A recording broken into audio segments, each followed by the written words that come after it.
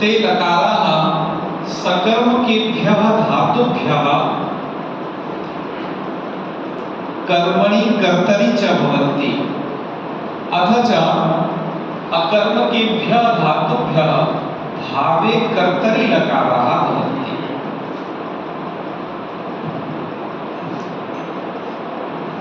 इस बात को थोड़ा दिल से समझिए।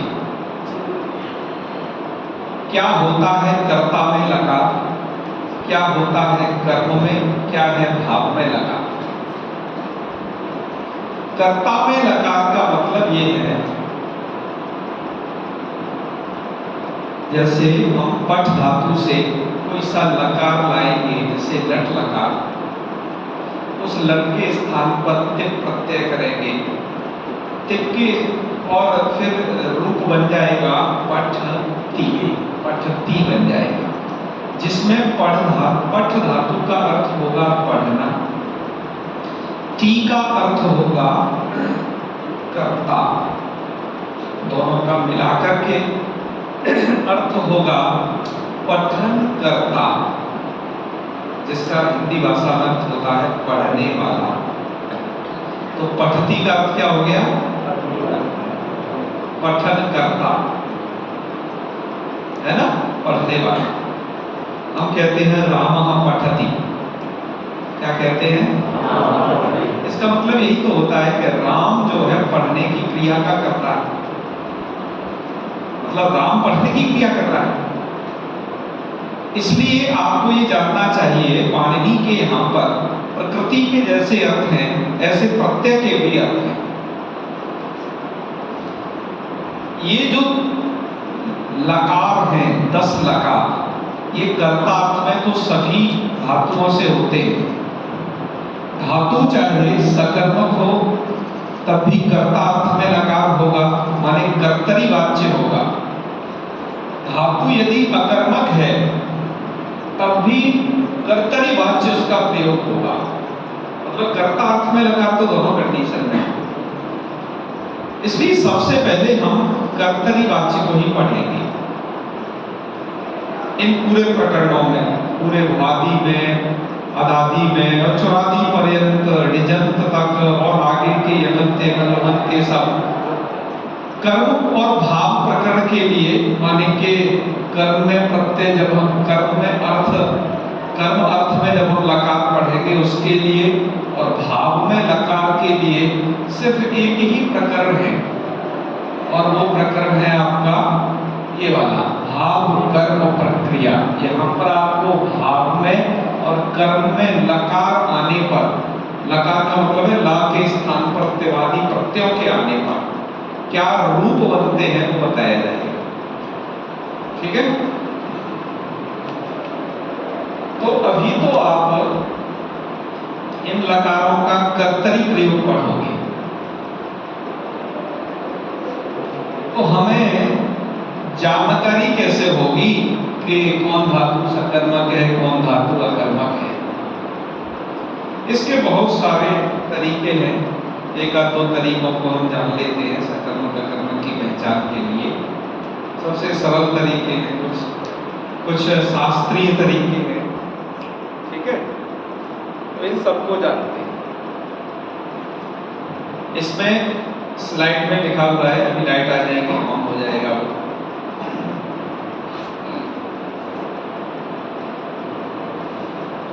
सकर्मक धातु का लक्षण क्या होता है, क्योंकि लक्षण से हम लक्ष्य की पहचान करते हैं, लक्षण से लक्ष्य तक पहुंचते हैं। गौ कोई जानता नहीं है गौ क्या है, यदि इसको बता दिया जाए कि जो सासना जिसके होती है, सींग कान पूंछ का खुद होता है, उसे गाय कहते हैं। ऐसे लक्षण बताने पर उस लक्ष्य की पहचान कर लेता है।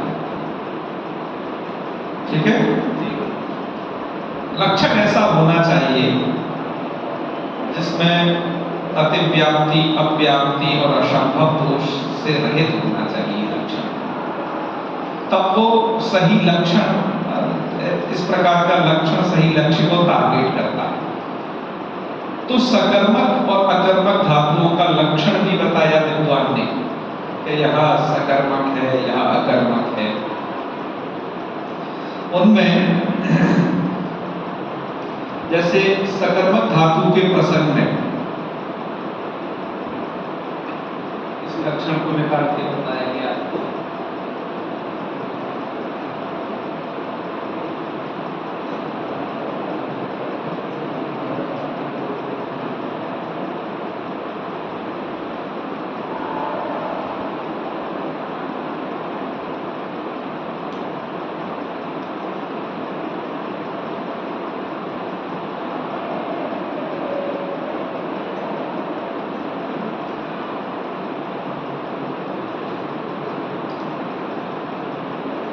ये लक्षण बताया जा रहा है। सकर्मक धातु का लक्षण क्या है? शास्त्रीय भाषा के अलावा उसको एक सिंपल भाषा में बताया है कि यत्र व्यापारः फलं च भिन्नं भिन्नं द्रव्यम आश्रित्य अवतिष्ठते। जिस धातु का फल और व्यापार अलग अलग द्रव्यों में रहेगा वो क्रिया सकर्मक क्रिया कहलाएगी। और जहां पर यत्र व्यापारः फलं च एकमेव द्रव्यम आश्रित्य तिष्ठते सा क्रिया अकर्मक क्रिया होती। शास्त्रीय भाषा में इसको ऐसे कहा जाता है फल व्यधिकरण व्यापार वाचकत्वं सकर्मकत्वं, फल समानाधिकरण व्यापार वाचकत्वं अकर्मकत्वं। इसी चीज को ऐसे भी कहा जाता है। इसमें यह है जिस धातु का फल और व्यापार, धातु के दो अर्थ होते हैं, फल और व्यापार। तो जिस धातु का फल और व्यापार अलग अलग जगह रहेगा वो धातु सकर्मक हो, अलग अलग द्रव्य में रहेगा, मतलब अलग अलग जगह में रहेगा। कुछ शब्द आए हमने कितने पढ़े उसके दौरान, जैसे कर्ता शब्द आया, व्यापार आया, कर्म आया, फल आया। ये किसे किसे कहते हैं? तो व्यापार आश्रय कर्ता, ये कर्ता की परिभाषा है। कर्ता उसे कहते हैं मतलब व्यापार आश्रय, व्यापार का वो आश्रय होता है, अर्थात जिसके द्वारा व्यापार संपन्न होता है। ये सामान्य में परिभाषा बता रहे हैं, पाणिनि जी को स्वतंत्र कर्ता भी कहे। तो व्यापार आश्रय हम कर्ता होती है। तो वही व्यापार क्या है? व्यापार का मतलब बिजनेस नहीं है यहाँ, ये पहले जान लेना। व्यापार शब्द का अर्थ है, व्यापार कहो, भाव क्रिया कह सकते हैं उसे, कि फल सिद्धये यत् चेष्टादिकं भवति सा क्रिया। फल की सिद्धि के लिए जो चेष्टा इत्यादि होती हैं उसे हम कहते हैं व्यापार या क्रिया कह लो। जैसे व्यापारों के छोटे छोटे व्यापारों के समूह से मिलकर के क्रिया बनती है। एक उदाहरण के द्वारा समझाता हूं। जैसे जाने की क्रिया है गमन क्रिया। क्रिया हमें दिखती नहीं है, उसकी छोटी छोटी जो एक्टिविटीज हैं उस जिसको हम कहते हैं व्यापार, वो हमें परिलक्षित होता है। उसके द्वारा हम जब, क्योंकि व्यापार संतान क्रिया होती, व्यापारों का जो समूह है वो क्रिया है। जैसे मान लीजिए जाना एक क्रिया है, उसमें व्यापार क्या है? कोई व्यक्ति जाएगा तो हाथ पैर आगे सब चलेगा, सर घूमेगा, आगे देखेगा। तो ये जो इतनी एक्टिविटी हो रही है ये सब जाने वाले धातु का व्यापार है, गमनार्थक धातु क्रिया का व्यापार है। व्यापार मतलब उसकी छोटी छोटी एक्टिविटीज। जैसे आप भोजन बनाना, पचती एक क्रिया है, पाकम करोति सर, उसकी छोटी छोटी एक्टिविटीज हैं, कढ़ाई मांजना, चावल साफ करना, है ना, और फिर गैस स्टोव जो कुछ भी है उसे जलाना, चमचे से चलाना, पाक पर्यंत बार बार बीच में चेक करना है इसमें पाक हुआ या नहीं हुआ। ये छोटी छोटी एक्टिविटी है, इनको कहते हैं व्यापार, और व्यापार से मिल करके बनती है क्रिया। मैंने इस स्लाइड में तो ऐसे ही छोटा बताना था, थोड़ा लिख दिया है बस, एक्चुअली ऐसे ही करना जैसे मैं आपको बता रहा। कर्म किसे कहते हैं? फलाश्रय कर्म, फल का जो आश्रय होता है उसे कर्म कहते हैं। तो भैया फल क्या है, पहले फल बताओ फिर। तो यस्य उद्देश्यस्य सिद्धये क्रियारंभा तत्फलम्, जिस उद्देश्य सिद्धि के लिए क्रिया आपने आरंभ की वो फल है। जैसे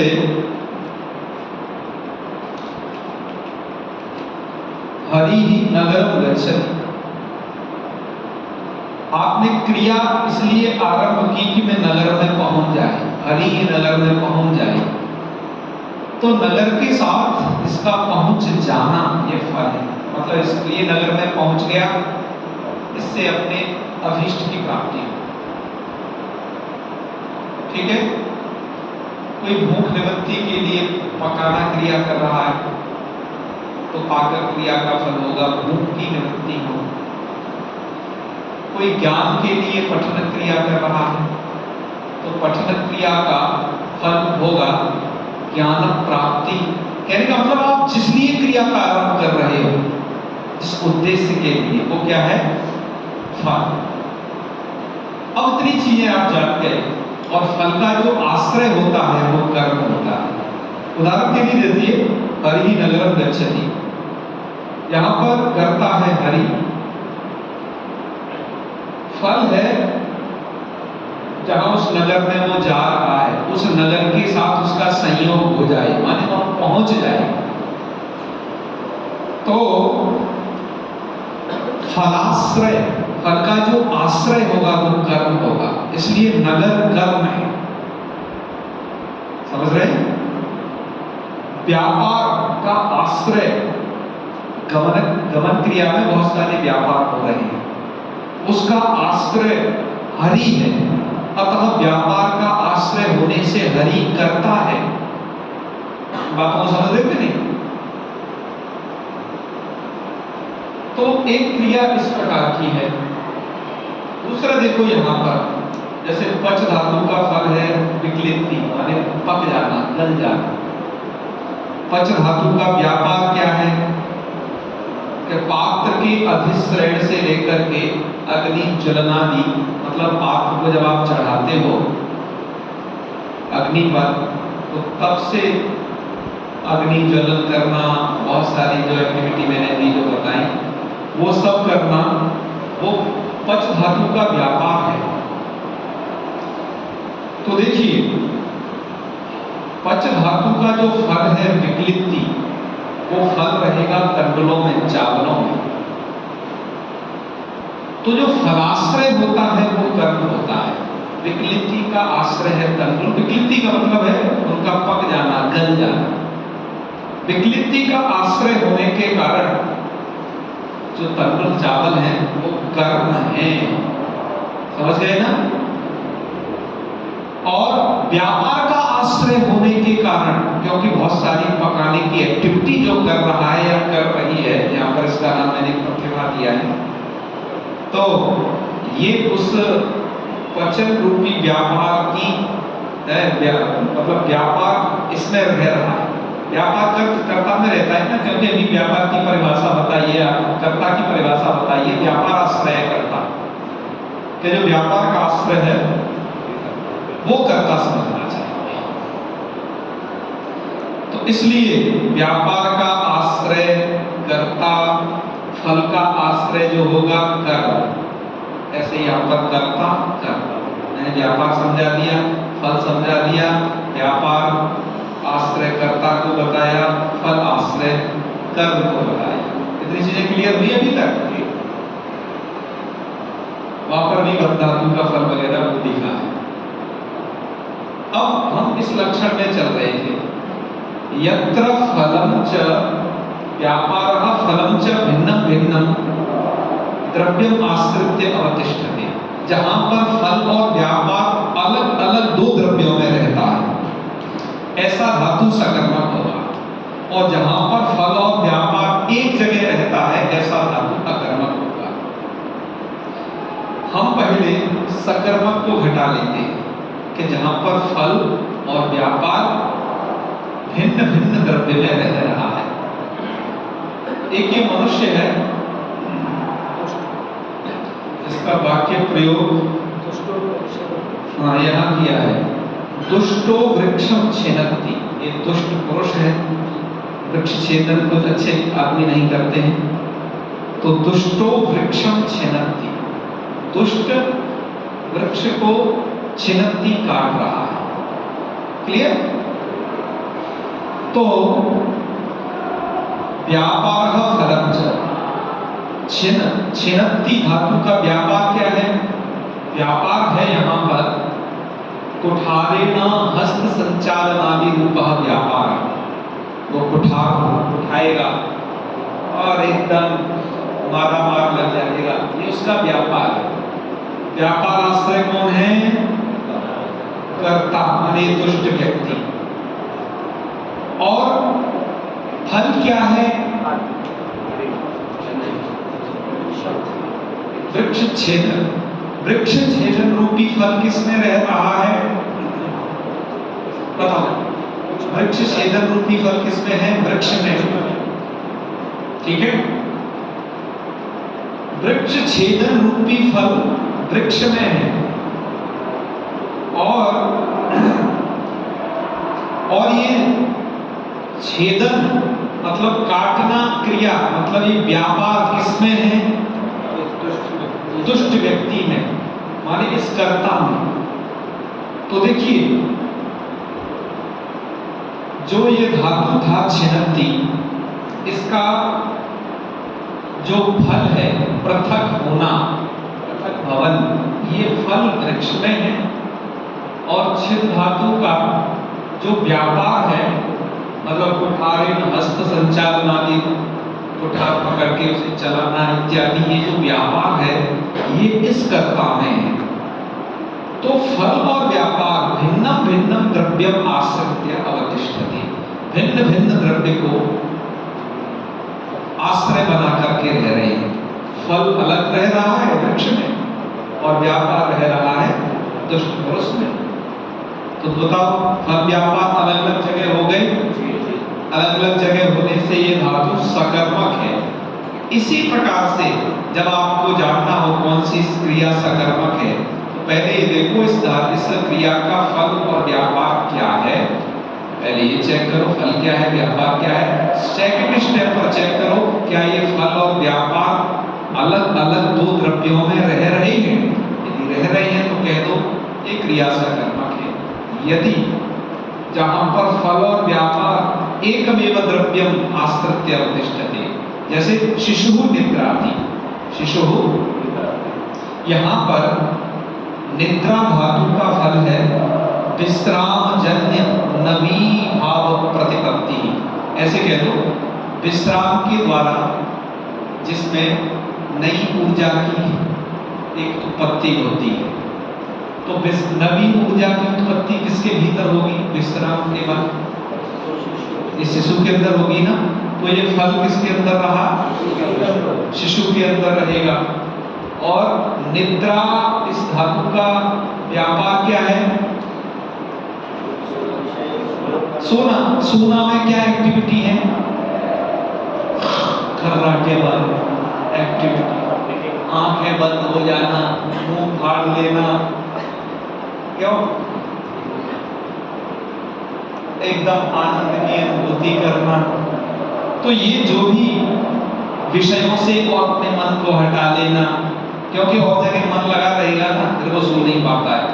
फिर वो सोचता है अरे वो गर्लफ्रेंड क्या कर रही है, उसको उसका मैसेज नहीं आया है, फिर नहीं आता है। तो इसलिए लिखा विषय मनोव्यावर्तन, विषयों से मन को हटा लेना। अच्छा, ये सब निद्रा धातु की निद्रा क्रिया के जो व्यापार है ये किसके अंदर रह रहे हैं? इसी शिशु के अंदर रह रहे हैं, तो यहाँ पर निद्रा धातु का फल और इसका व्यापार एक ही अधिकरण में रहा। तो इसलिए ये निद्राति माने जो सोना क्रिया है, ये कैसी कहलाएगी? अकर्मक। जहां पर फल और व्यापार एक ही जगह रह गए, देख रहे हो ना, व्यापार फल एक ही शिशु में, अतः ये अकर्मक क्रिया। और ये सकर्मक क्रिया हो जाएगी जहां पर फल और व्यापार अलग अलग दो द्रव्यों में रहे। कहा कि यदि ऐसे हम घटाने लग गए भीषण जी तो नींद आ जाएगी। क्यों? ऐसे सकर्मक अकर्मक की पहचान करवाए तो नींद आ जाएगी, पता नहीं चलेगा कि हम कैसे कहाँ कौन सा फल लेना है। ठीक है, व्यापार में थोड़ा बहुत समझा जा सकता है। और कोई सरल तरीका बताओ। कहा कि चलो और सरल तरीका जानो। लज्जा सत्ता स्थिति जागरणे वृद्धि क्षय जीवन मरणे नर्तन निद्रा रोशन रोदन वासे स्पर्धा कंपन मोदन हासे सैन क्रीड़ा रचति और अर्थे अकर्मक धातव होता। इन अर्थों वाली धातु होगी वो अकर्मक है। लज्जा अर्थ वाली धातु, सत्ता स्थिति जागरण अर्थ वाली धातु, वृद्धि क्षय भय जीवन मरण, निद्रा नर्तन निद्रा, रोदन रोद रोने अर्थ वाली धातु, वास माने रहने अर्थ वाली धातु, स्पर्धा अर्थ वाली धातु, कंपन अर्थ वाली धातु। इस श्लोक में जो धातुएं कही गई हैं, इस अर्थ वाली धातु अकर्मक है और बची कुची सब ये तो जाना जा सकता है ना। तो इससे आप पता करें। और यदि आपको बस कोई 5 मिनट और इसमें भी आपको समस्या हो तो आपको ये वाला एक किम इति आकांक्षत्व, जहां पर किम कह करके आकांक्षा हो, मतलब किम कहने से जिसका उत्तर आ जाए।